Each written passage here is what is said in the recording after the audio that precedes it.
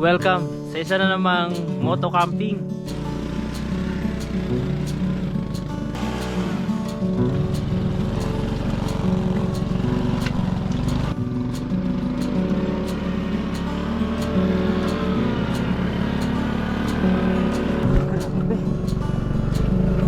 Ito na yung pinakamahirap siguro na naranasan ko.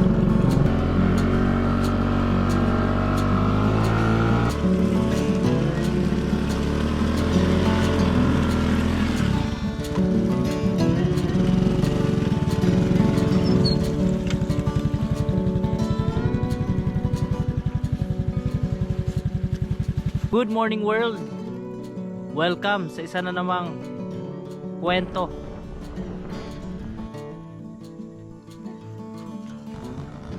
Once again, narito na naman tayo sa ating solo moto camping. At kung paano nga ba tayo nandito, at ano nga ba talagang nangyari sa ating adventure, bakit dito ang bagsak natin, ay hayaan nyo akong ikwento sa inyo ang aking adventure. Very challenging adventure.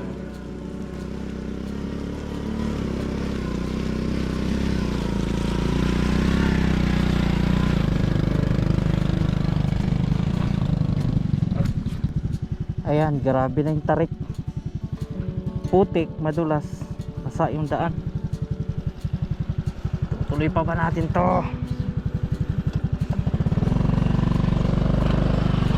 Sabihin tutulak na hanggang talagang maputik. Mukhang hindi talaga kaya. Ayan yung level nya,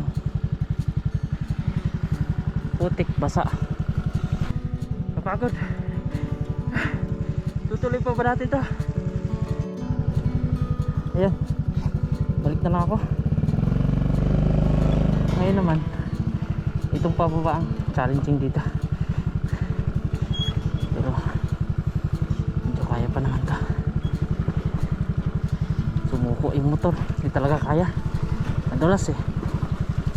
Pero kung ito ay tuyo, kayang kaya. Nag-i-skid lang yung gulong eh. Mali kasi, dapat kasi doon na ako duman sa kabila. May daanan actually, yung daanan ng lokal. Eh ako pinilit ko lang na duman dito. Dito mas maganda rito, mas kaya. Dito man tayo. Yan, mas kaya na ito. Grabe na naman yung daan. Napakataas na natin. Nasa lagpas tayo ng junction mga kaibigan. Diyan sa baba yung junction. Kasi nga didiretso tayo ng Mount Ugo. Tatagusin natin. Napakadulas. Kinurukor na ng mga dumaan na lokal.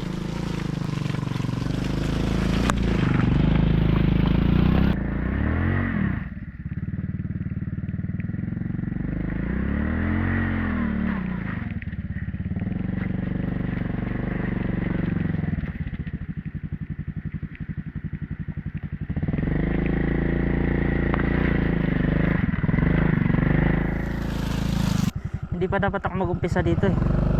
Doon ako mag-start sa pinagkampa natin last time. Wala pa tayo sa kalahati ng pupuntahan natin.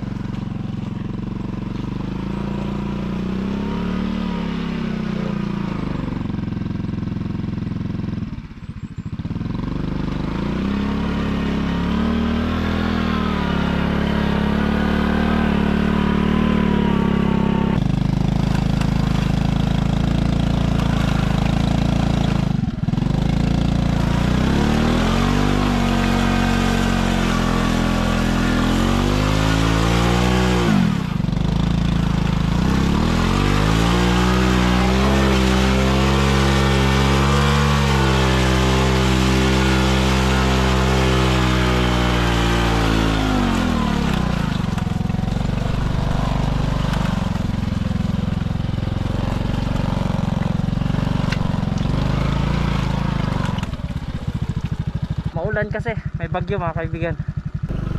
Uy, grabe na yan. Wala nang kwenta itong harapan na gulong ko. Wala kasing spike. Hindi na uubra yung power ng motor dahil sa dulas ng daan.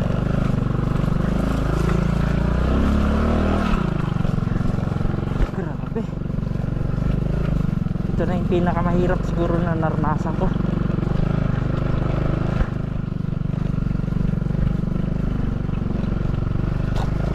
Napakadulas ng lupa.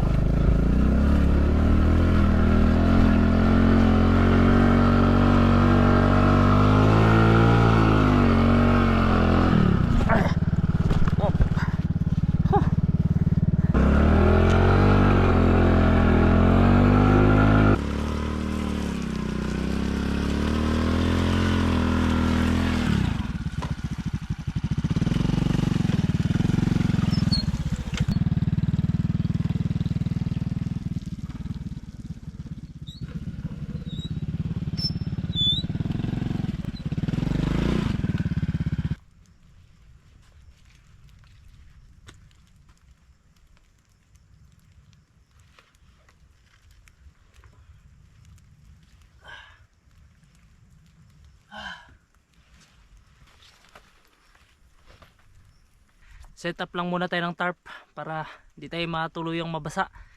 Umuulan-ulan kasi.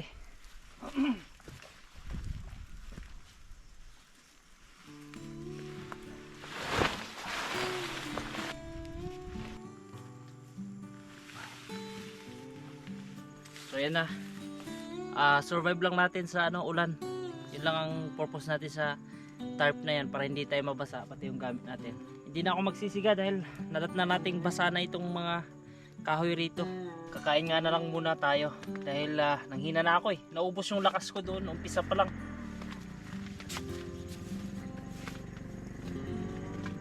So ang plano talaga ng ating rides na ito ay tatagusin dapat natin at magka-camping tayo ulit dun sa pinanggalingan natin last time. Dun sa last na video natin, kung hindi nyo pa napanood ay panoorin nyo po yun mga kaibigan.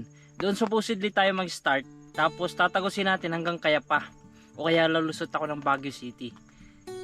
Pero dahil sa kaganapan dito pa lang sa bungad na supposedly ay hindi ako mag-video dyan, talagang nahirapan na ako, hindi kaya. Kaya ang bagsak natin, dito tayo nag-set up ng tarp, kakain tayo, then balik na, uwi na. Siguro balikan ko na lang ito yung hindi talaga umulan.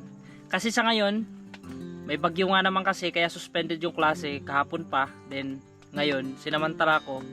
At palaban kasi ako eh. Hanggat maaari, di ko sinusukuan. Pero nakita ko talaga yung na-reach yung aking limitation. Hindi kaya. Kasi dito pa lang sa bungad, mas lalo na doon sa maraming pine trees. Mas madulas doon eh. Walang kasama. Tapos wala nang ginawa yung gulong ko kundi mag-skid na lang na mag-skid. Kailangan ko bumaba, magtulak. Kaya susukuan ko. Babalikan natin ito sa mga susunod na araw. Actually, sa rides ko na ito, nag-invite ako ng 3. At lahat ay sumuko. Tama lang na hindi sila sumama. Marami kasi gustong sumama sa mga ganitong rides ko, sa adventure ko. At nagsasama naman talaga ako. Kaya lang mahirap talaga.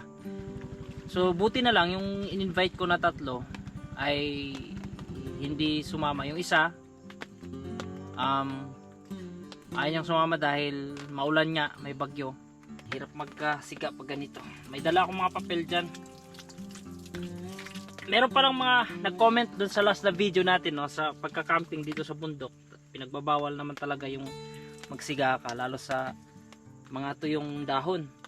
Pero ako po mga kaibigan ay aware ako sa bagay na yan. Dahil nga sanay naman tayo dito sa gawain ganito na nasa bundok. Hindi pa ako nagpo-vlog ay gawain ko na ito. Ngayon ko lang siya ginagawa ng content dahil nga nahiligan ko na rin gumawa ng content. Pero dati-rati itong mga lugar na ito itinatagos ko na.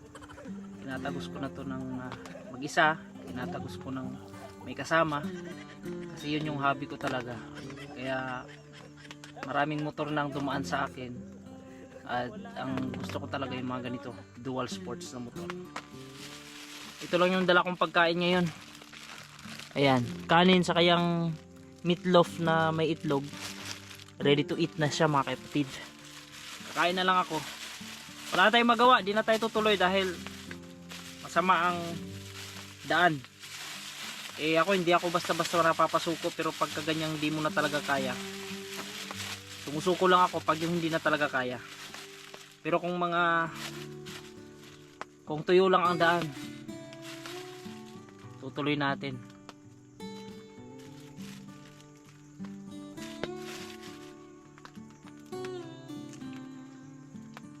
Wala talaga sa plano ko na dito mag-start yung vlogging. Tulad ng sabi ko sa inyo kanina, doon dapat.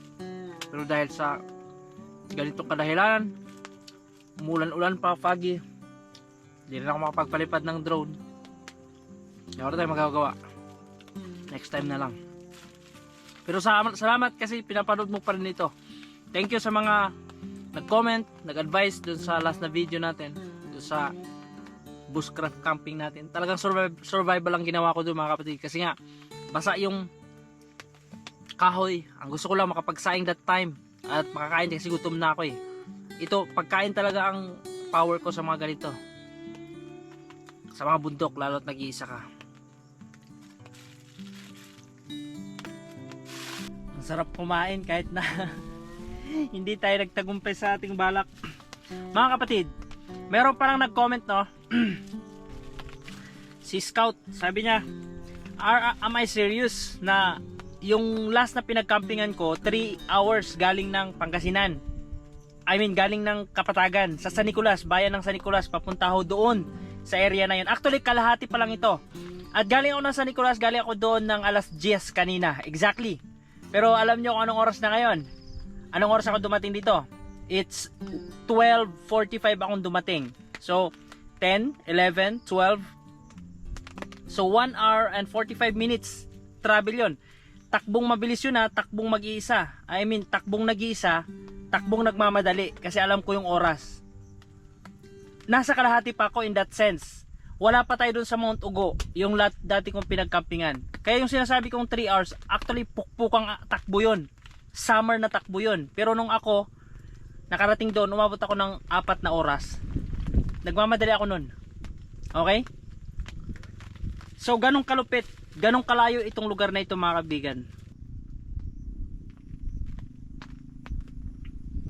Grabing dulas, pati lokal, hirap na hirap eh. Ganong katindi rito pag naulan, pero pag summer ay basic. May sapat, may bayabas dito yun. Wow. Sarap. Sarap. Tingnan natin tong lokal kung paano labanatan tong dito.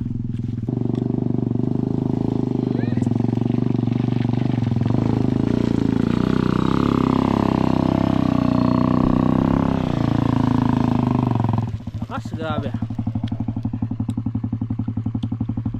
Nagapuam nga eh. Ha? Nagapuam. Kasit? Dita. Kasit sir? Ito'y itugon. Bagas atal, awit nyo. Mapanak ko may jay. Dumulpos, inga na jay, dumulpos ko ba? Narigat. Narigat tata. Narigat di jalan di naman. Lalo tata. Kastoy mat. Grabe tipina. Sungawan. Nagalis. Tuyak lang nun eh. Agawin daki din. Narigat.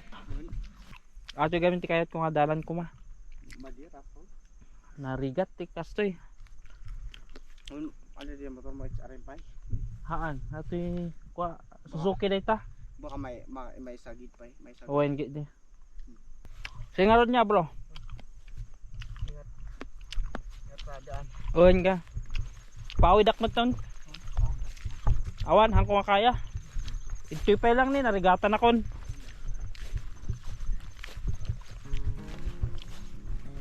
Kapag umorder pala kayo nung Takbong Banayad t-shirt sa Shopee, eh may pinasama din.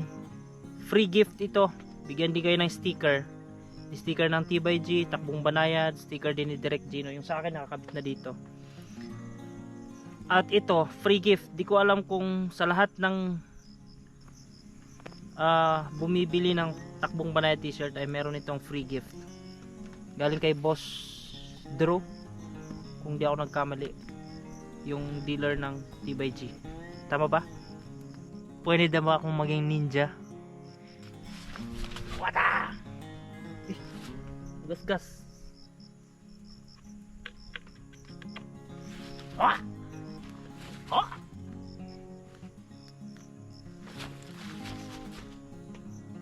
Bili na kayo. Takbong Banayad t-shirt. In support of Direk Gino, ay ilagay ko ulit yung sa pin comment yung Takbong Banayad t-shirt link. To tell you honestly, itong biyahe na ito ay hindi naman talaga dapat dito tayo. Dahil nga sa nabanggit kong mga dahilan sa inyo, na hindi talaga tayo pwedeng dumiretso. Dahil lokal na rin nagsabi na napakahirap. At saka naranasan ko na nung galing ako doon. Pauwi ako, inulan kasi ako. Talagang hirap na hirap akong bumaba. Kaya, imbis na umuwi akong luhaan na walang magawang content, kaya ginawan ko pa rin ng video. Para hindi pa rin masayang kahit na sinukuan natin yung lugar na puntahan natin. At nag-enjoy naman ako. Nag-enjoy pa rin ako mga kaibigan. Ito pala, ang area natin is Bantik. Nasa taas tayo actually. At maulan, mahamog. At dahil alas 3 na ng hapon, kailangan na natin makauwi bago lumakas pa ang ulan.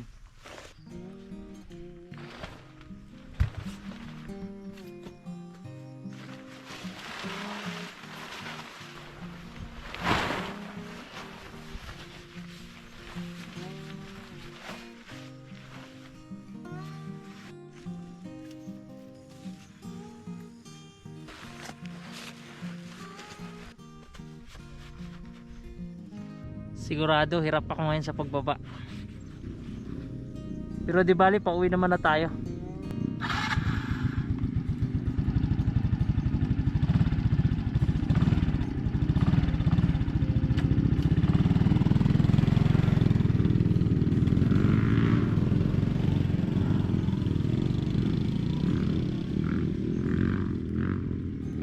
It is now a real battle for me. Pakadulas. Yan o. Wala nang kwenta yung aking preno. Kahit nga lokal nahirapan eh. Kadulas.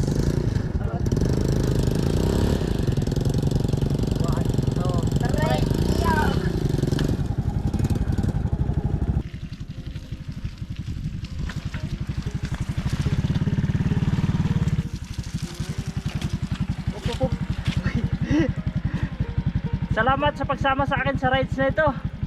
Kahit di tayo natuloy sa ating goal na tagusin itong Kayapa, Itugon Kayapa Nueva Vizcaya Road. Ha! Salamat. Hanggang sa susunod na adventure natin at camping. Bye bye!